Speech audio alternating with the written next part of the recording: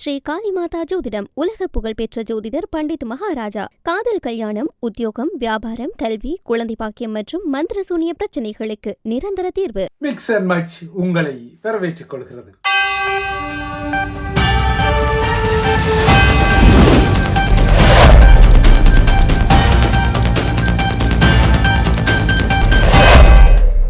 ஜியோபொலிட்டிக் games எனப்படும் பூகோள அரசியல் ஆட்டம் சில வேளைகளில் நீங்கள் நினைக்க முடியாத சில நகர்வுகளால் ஆட்கொள்ளப்படுவதுண்டு. அவ்வாறான சில நகர்வுகள் தான் இப்போது சமகால உலகின் அரசியல் பரப்பில் தெரிகின்றது. அந்த வகையில் ஈரான் மீதான புதிய வீக்கெண்ட் தாக்குதல் திட்டங்கள் என பரபரத்து பெரும் சவடால்கள் இல்லைன்றா சூளுரைகளை விடுத்த அமெரிக்க அரசு தலைவர் டொனால்ட் ட்ரம்பின் நகர்வுகள் குறித்து நேற்றைய மிக்ஸ் அண்ட் மேட்சில் சில விடயங்கள் கூறப்பட்டிருந்தது.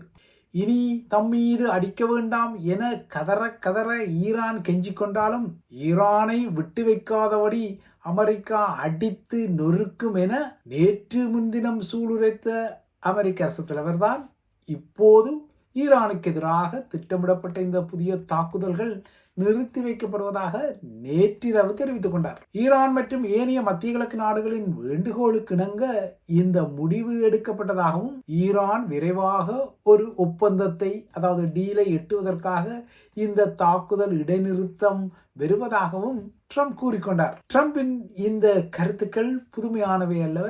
ஏனென்றால் இந்த ஈரான் மீதான மத்திய கிழக்கு போர் தொடங்கிய நாட்களில் இருந்தே அவர் இப்படித்தான் விரட்டுவார், பின்னர் பம்மிக்கொள்வார், பின்னர் மீண்டும் விரட்டுவார், பின்னர் மீண்டும் சர்தியாக பம்மிக்கொள்வார் என இந்த ஆட்டங்கள் உருவாகியிருந்தன. ஆனால் ட்ரம்ப் மட்டுமல்ல, சமகால உலகின் தற்போதைய பரபரப்புகளில் இல்லைனா அந்த பரபரப்புக்குரிய சில செய்திகளில் அநேகமானவை, ஏறக்குறைய பெரும்பாலானவை புவிசார் அரசியல் விளையாட்டுகளின் ஒரு அங்கமாகத்தான் இருக்கின்றது.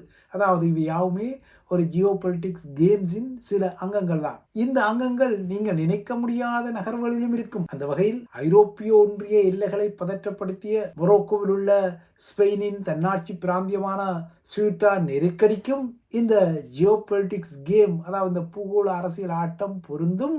இதே போல மத்திய கிழக்கில் ஈரான் மீதான அமெரிக்க போருக்கும் பொருந்தும். மொரோக்கோவிலிருந்து கடந்த 3 நாட்களில் அதாவது நேற்றைக்கு முன்தினமான 3 நாட்களில் ஸ்பெயினின் செவுட்டா பகுதியில் கிட்டத்தட்ட 60,000 குடியேறிகள் அலையாக நுழைந்து கொண்டார்கள். ஆனால் சில மணி நேரங்களில் 60,000 குடியேறிகள் அலையாக சாதாரணமாக நுழைந்து கொள்ள முடியுமா என்ற ஒரு பகுத்தறிவான வினாவை எழுப்பிக் கொண்டால் முடியாது என்பதாகத்தான் இருக்கும்.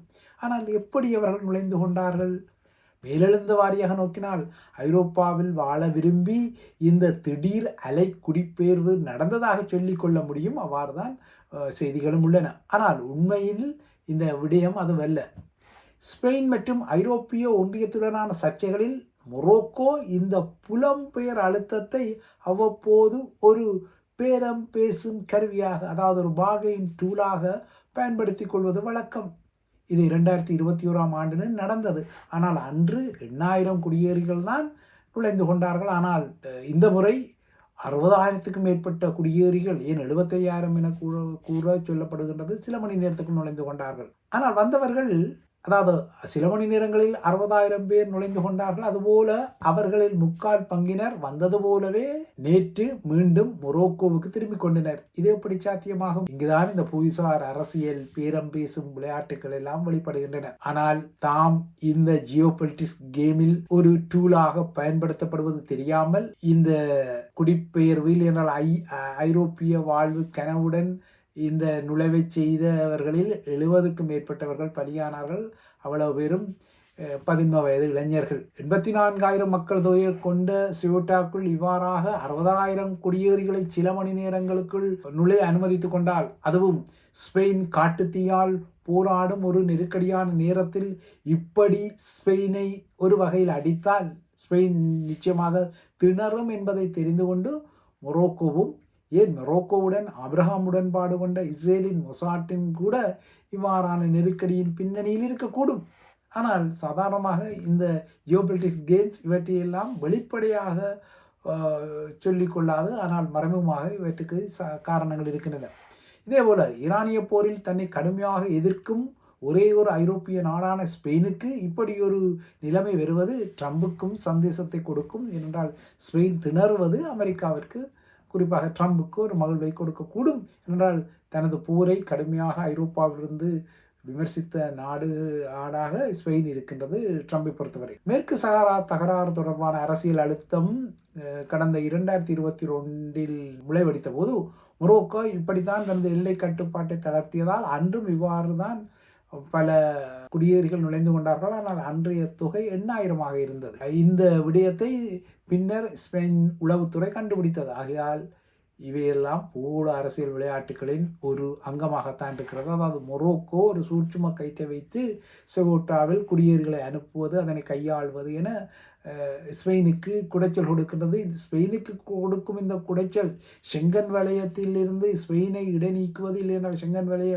ஒப்பந்தத்திலிருந்து ஸ்பெயினை தற்காலிகமாக இடைநிறுத்திக் கொள்வது உட்பட்ட விடயங்கள் எல்லாம் அதிர்கின்றது. இவையெல்லாம் அமெரிக்கா விரும்பிக் கொள்ளும் விடயங்கள் என்பதுதான் இங்கு பின்னணியில் உள்ள ஒரு விடயம்.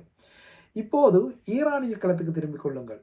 ஈரான் அடிக்கடி அமெரிக்காவால், குறிப்பாக ட்ரம்பால் விரட்டுதலுக்கு உள்ளாவது, பின்னர் இந்த விரட்டுதல்களிலிருந்து ட்ரம்ப் பம்மிக்கொள்வது என ட்ரம்ப் தனது நிலையற்ற நிலைப்பாடுகளால் இந்த ஈரான் மீதான போரை கையாண்டு வருகின்றார். சொல்லுவார், பின்னர் பம்முவார். அவ்வாறாக நிலையில் இப்போது ஈரான் மீது அடிக்கப் போகின்றேன் என சொன்னவர் நேற்றிரவு இல்லை, இந்த அடியை நிறுத்திவிட்டேன் என்ற இன்னொரு வெளிப்படுத்தலை ட்ரம்ப் செய்திருக்கின்றார். ஆனால் ட்ரம்பின் இந்த வெளிப்படுத்தல் எப்போது வந்திருக்கின்றது? இந்த காலகட்டம் மிக முக்கியமானது. சில நாட்களில், இல்லைனால் ஓரிரு வாரங்களில் ஈரான் மீதான போரை முடித்து விடுவேன் என குறிப்பிட்ட அதே ட்ரம்ப் இந்த போர் கடந்த ஜூலை மாதம் 28 அதாவது ஓரிரு நாட்களுக்கு முன்னர் 6வது மாதத்துக்குள் நுழைந்து விட்ட ஒரு கசப்பான யதார்த்தத்தை கண்ணார கண்டிருக்கின்றார். சில நாட்களில் ஈரானை அடித்து துளைத்து விடுவேன், சில வாரங்களில் இந்த போரை முடித்து விடுவேன் என சொன்ன ட்ரம்ப் இப்போது 6வது மாதத்துக்குள் இந்த போர் நுழைந்தாலும் ஈரான் முன்னரை போலவே அமெரிக்க தளங்கள் மீது தாக்குதலை நடத்தும் அளவுக்கு வலுவாக நிற்கும் நிலையில்தான் ஈரானை அடிக்கும் இந்த திட்டத்திலிருந்து இப்போது பின்வாங்கி விட்டேன் என சொல்லிக் கொள்கின்றார். ஹொர்முஸ் நீரிணையின் கட்டுப்பாட்டை மையமாக கொண்டு இந்த போரின் கட்டம் வந்தது. ஆனால் இப்போது ஹொர்முஸ் நீரிணையை தாண்டி அது ஒரு முழு பிராந்திய போராக, அதாவது சவுதிக்கும் செங்கடலில் ஒரு முற்றுகையை ஹவுத்திகள் பிரகடனப்படுத்தும் அளவுக்கு ஒரு முழு பிராந்திய போராக மாறிவிட்டது. இது நீங்கள் அறிந்த விடயம். விளாடிமிர் புட்டினும், அதாவது ரஷ்ய அரசு தலைவர் புட்டினும் இவ்வாறு தான் உக்ரைனை லேசாக மடக்கலாம் என அதன் மீது ஒரு போரை ஆரம்பித்தார். உக்ரைனிய போர் 2014 முதல் இடம்பெற்று வந்தாலும் பிப்ரவரி 2022 ஒரு முழு அளவிலான படையெடுப்பாக ரஷ்யாவால் அது ஆரம்பிக்கப்பட்டது. 2ஆம் உலகப் போருக்கு பின்னர் ஐரோப்பாவில் நடக்கும் மிகப்பெரிய மோதலாக 4 வருடங்கள் கழிந்தும் ரஷ்யாவிற்கு இந்த போர் இப்போது குடைச்சலை கொடுக்கின்றது. புட்டினும் இவ்வாறு தான் கியவையெல்லாம் கைப்பற்றி விடுவோம் என கியவ் வரையும் நகர்ந்து சென்றார். ஆனால் 4 வருடங்கள் ஆகியும் அவரால் உக்ரைன் மீதான போர் வெற்றியை பெற முடியவில்லை. ஆனால் இப்போது ட்ரம்புக்கும் ஏறக்குறைய புட்டினின் நிலைமைதான் ஈரானிய விடயத்தில் வெறும் போல தெரிகின்றது. ஓரிரு நாட்களில் ஈரானை அடித்து துளைத்து விடுவேன் என்று சொன்னவர் இப்போது 6 மாதங்களுக்குள் இந்த போர் நுழைந்து விட்ட நிலையிலும் ஈரான் வலுவாக இருப்பதை கண்டுகொள்கின்றார். ஈரானுடனான போரை ஆரம்பிக்கும் போது ட்ரம்ப் இதனை ஒரு சிறு பயண போர் என குறிப்பிட்டார். அதாவது சிறிய போர் தான் என்று குறிப்பிட்டார். ஆனால் இப்போது அது அரை வருடத்துக்குள் நுழைந்து விட்டது. ஒரு நீண்ட போராக மாறும் எச்சரிக்கைகளை எல்லாம் உப அரசு தலைவர் ஜேடி வான்ஸ், இல்லையென்றால் அமெரிக்காவின் கூட்டுப்படை தளபதி போன்றவர்களிடமிருந்து எச்சரிக்கைகள் வருகின்றது. ட்ரம்புக்கு இப்போது ஈரானிய விடயத்தில் ஒரு இக்கட்டான நிலை இருப்பதால் தான் அவரது வாயால் வடைசுடும் பாணி தீவிரப்படுகின்றது. அதாவது ட்ரம்புக்கு இந்த வாய்தான் இப்போது ஒரு பலமாக உள்ளது. இந்த வடைசுடும் பாணி தான் இப்போதைக்கு கை கொடுத்து கொடுக்கிறது என்ற அந்த வடைசுடும் பாணியில் அவர் சொல்வதெல்லாம் இப்போது உலக மக்களுக்கு பரிச்சயமாகிவிட்டது. பொதுவாகவே உலகத் தலைவர்கள் ஒரு நிலைப்பாட்டை எடுத்தால் அது நிற்பார்கள். ஆனால் ட்ரம்போ தினசரி நிலைப்பாட்டை மாற்றுவார். ஈரானை அடிக்கப் போவோம் என்கின்றார், ஈரானுடன் டீல் வருகின்றது என்பார். அப்படி பல விடயங்களை சொல்லி இருக்கின்றார். ஈரானிய தாக்குதல்களுக்கு பதிலடியாக இந்த போரை தீவிரப்படுத்துவது என நேற்று முன்தினம் தீவிரமாக வாயால் வடைசுட்ட ட்ரம்ப் இந்த அச்சுறுத்தல் தெஹ்ரானை சரணடைய செய்வதற்கோ அல்லது ஹோர்மூஸ் நீரிணையை மீண்டும் கப்பல் போக்குவரத்துக்கு இயல்பாக திறப்பதற்கோ எந்த உத்தரவாதத்தையும் வழங்காது, மாறாக அமெரிக்காவிற்கு போர் செலவினத்தை தான் தண்டமாக ஏற்படுத்தும் என்ற கசப்பான யதார்த்தத்தை உள்ளூர தெரிந்து கொண்டாலும் வெளியால் அதனை காட்டாமல் வாயால் வடை சுட்டு காரியங்களை சாதிக்க தலைப்படுகின்றார். அந்த வாயால் வடை சுட்ட ட்ரம்ப் இப்போது ஈரான் மீதான புதிய தாக்குதல் திட்டங்கள் கைவிடப்படுவதாகவும் பேச்சுவார்த்தைகளில் ஏற்பட்டுள்ள முன்னேற்றத்தை காரணமாக காட்டியும் மத்திய கிழக்கில் உள்ள பங்காளிகள் எல்லாம் அடிக்க வேண்டாம் என சொல்வதாகவும் சொல்லி, அதாவது நான் செய்யவில்லை, இவர்கள் எல்லாம் சொன்னார்கள், அதனால் அடிப்பதை ஒத்தி வைக்கின்றேன் என கூறுகின்றார். ஆனால் உண்மையில் அமெரிக்காவுக்கு ஈரான் மீதான போர் மிகப்பெரிய ஒரு முள்ளாக மாறி இருக்கிறது. அதாவது கழுத்து மீனை நாரை விழுங்கியதால் அந்த நாரையின் தொண்டைக்குள் எவ்வாறு இந்த போர் குடைச்சலை கொடுக்குமோ, அதாவது அந்த மீன் குடைச்சலை கொடுக்குமோ, அவ்வாறு இந்த போர் இப்போது ட்ரம்புக்கு குடைச்சலை கொடுப்பதால் இந்த வார இறுதியில் புதிய தாக்குதல் என சொன்ன அவர் இப்போது அந்த தாக்குதல் இல்லை என கூறுகின்றார். ஏன்னா ட்ரம்பின் சொல்லை நம்பி அமெரிக்க அதிகாரிகள் எல்லாம் அதற்கு தூதாக மத்தியில் உள்ள அமெரிக்கர்கள் ராஜதந்திரிகள் எல்லாம் உடனடியாக வெளியேறுவது குறித்து பரிசீலிக்க வேண்டும், வெளியேறிக்கொள்ள வேண்டும் என்றெல்லாம் குறிப்பிட்டார்கள். ஆனால் இப்போது ட்ரம்ப் ஈரானுடன் ஒரு டீல் வருவதற்கான சாத்தியக்கூறுகள் தெரிவதால் தாக்குதல்கள் நிறுத்தி வைக்கப்படுவதாக குறிப்பிட்டுள்ளார். ஆனால் ட்ரம்பின் இந்த அறிவிப்பு உள்ளபடி பார்த்தால் உலகுக்கு ஒரு ஆறுதலை கொடுக்கின்றது. என்றால் மீண்டும் சில போர் முனைப்புகள் வந்தால் அது இன்னும் ஹோர்மூஸ் நீரிணையை அடிக்கும் என்பது புரிதலுக்குரியது. ஆக மொத்தம் இந்த பூகோள அரசியல் ஆட்டம்தான் இப்போது மிக மோசமாக இந்த உலக மக்களை அலைக்கழிக்கிறது. இந்த அலைக்கழிப்பு ஸ்பெயினின் மொரோக்கோவில் உள்ள தன்னாட்சி பிரதேசமான செவிட்டாவுக்கும் பொருந்தும், ட்ரம்பின் ஈரானை மையப்படுத்திய வியூகங்களுக்கும் பொருந்தும். இப்போது இந்த வியூகத்திலெல்லாம் சவுதியும் இணைந்திருக்கின்றது. ஆகையால் சவுதிக்கும் இது ஒரு சங்கடமான நிலைமை. ஏனென்றால் ட்ரம்பின் இந்த போர் இப்போது தனது எண்ணெய் வணிகத்தையும் அடிப்பதை சவுதி உணர்ந்து கொண்டிருக்கிறது. ஆகையால் சவுதி இந்த போரில் செங்கடலில் குதிக்க சும்மா தயார் என்று ஒரு தோற்றப்பாட்டை காட்டினாலும் சவுதியாலும் நீண்ட காலத்திற்கு இதனை தாக்குப்பிடிக்க முடியாது என்பதால் இவ்வாறான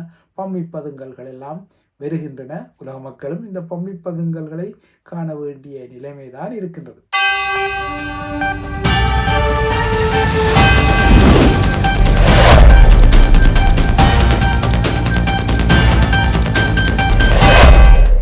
ஸ்ரீ காளிமாதா ஜோதிடம் உலக புகழ்பெற்ற ஜோதிடர் பண்டித் மகாராஜா. காதல், கல்யாணம், உத்தியோகம், வியாபாரம், கல்வி, குழந்தை பாக்கியம் மற்றும் மந்திர சூனிய பிரச்சனைகளுக்கு நிரந்தர தீர்வு.